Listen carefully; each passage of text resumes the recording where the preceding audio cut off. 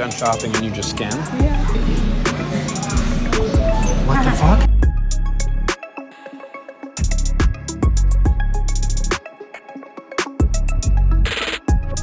Donc ça, c'est une solution de paiement qui utilise les données de la paume de votre main et qui va vous permettre, en magasin, de payer sans avoir à retrouver votre carte ou votre téléphone. Donc on a d'abord une première étape où on enregistre soit un numéro de téléphone, soit un email. On enregistre sa carte et ensuite on vient enregistrer ses données biométriques en posant sa main. Une fois qu'on est enregistré, on est libre de pouvoir aller payer en magasin. On va se retrouver sur un terminal de paiement qui est du même type de ce qu'on connaît aujourd'hui en paiement carte. On va venir présenter sa main comme on le ferait aujourd'hui avec une carte et le paiement est effectué. Si on prend une photo de sa main et qu'on la met dessus, ça ne marchera pas parce qu'en fait, la technologie, ce n'est pas une image de la main, mais c'est relative au taux d'hémoglobine qui passe dans vos veines.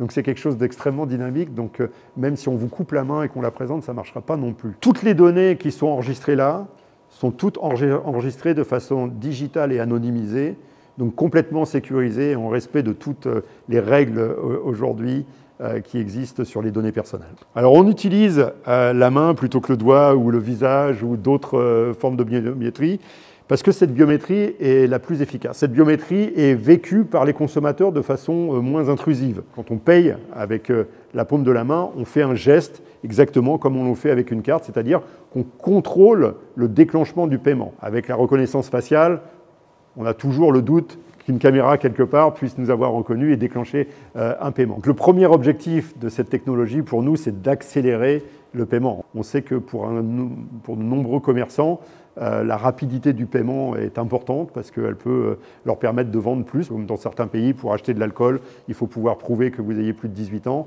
Là, vous n'aurez pas à présenter votre carte d'identité à nouveau. Si vous allez dans un parc d'attractions ou un concert, un festival, et que vous n'avez pas forcément envie d'avoir votre carte de paiement avec vous, vous pourrez payer avec votre biométrie de façon très facile.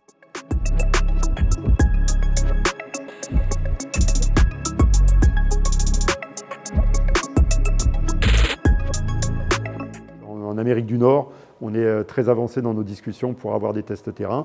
On espère pouvoir prouver à partir de ces tests-là à nos amis français et européens qu'on peut avancer sur ces technologies et peut-être que sur une période d'1 an ou 2, on verra ces technologies arriver en France.